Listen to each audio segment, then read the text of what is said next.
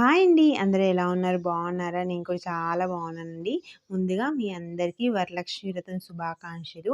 అందరూ వరలక్ష్మి వ్రతం బాగా చేసుకున్నారా? పూజలు అన్నీ నేను కూడా బాగా చేసుకున్నానండి. నేనైతే పూర్ణాలు, అలాగే పులిహోర అన్నీ చేసి అమ్మవారికి ప్రసాదంగా నైవేద్యం పెట్టాను. చాలా మంచిగా అనిపించింది.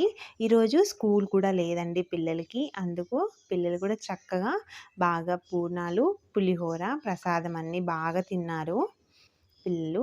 ఇక్కడైతే నేను నెయ్యి చేసుకుంటున్నానండి. ఈ నెయ్యి ఇంట్లో చేసుకోవడం చాలా మంచిది. మనం టేస్ట్ బయట తెచ్చిన నెయ్యి కంటే ఇంట్లో చేసిన నెయ్యి టేస్ట్ చాలా బాగుంటుంది. మనం ఒక్కసారి ఇంట్లో చేసుకొని అలవాటైనామంటే బయట ఇంకా ఎప్పుడు తెచ్చుకోమండి నెయ్యి, అంత బాగుంటుంది. ఇలా నెయ్యి చేసుకొని దీన్ని ఫ్రిడ్జ్‌లో స్టోర్ చేసుకొని మనం ఏవైనా స్వీట్స్ చేసుకున్నప్పుడు గానీ, ఇలా పండగలకి గానీ వాడుకుంటే చాలా బావుంటుందండి. మీరిలా నెయ్యి ఎప్పుడైనా చేయడానికి కొంచెం కష్టంగా అట్లా అనిపించినప్పుడు ఇలాంటి బ్లెండర్ ఒకటి తెచ్చుకుంటే మనం మిక్సీ కూడా పట్టాల్సిన అవసరం లేదు. హ్యాండ్ బ్లెండర్‌తో చేసేయొచ్చు. చాలా ఈజీగా చేసుకోవచ్చండి హ్యాండ్ బ్లెండర్‌తో. మనకి ఇంకొకటి ఈ హ్యాండ్ బ్లెండర్‌తో చేయడం వల్ల నెయ్యి వేడెక్కదనమాట. వెన్న వేడెక్కకుండా మనకు త్వరగా పడుతుంది.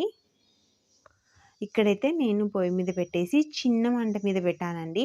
ఇక్కడ నెయ్యి ఎప్పుడైనా మనం చిన్న మంట మీద పెట్టి ఉడికించుకోవాలి. మనం ఒకవేళ కొంచెం ఫ్లేమ్ ఫుల్‌గా పెట్టినామంటే పొరపాటున మర్చిపోతామనమాట. అందుకు ఫ్లేమ్ ఎప్పుడు చిన్నగానే పెట్టి ఉడికించుకోవాలి. ఇక్కడైతే నేను కొన్ని మెంతులు యాడ్ చేసిన. మెంతులు యాడ్ చేసుకోవడం వల్ల చాలా మంచి ఫ్లేవర్ ఉంటుంది. తమలపాకు కూడా యాడ్ చేసుకుంటారండి చాలామంది. నేను యాడ్ చేయలేదు. ఇక్కడైతే చూసారు గదా! నెయ్యి కలర్ ఎంత మంచిగా వచ్చిందో. టేస్ట్ కూడా చాలా బావుందండి. అసలు స్మెల్ కూడా ఎంత గుమగుమలాడుతుందో అసలకి చాలా చక్కగా ఉంది.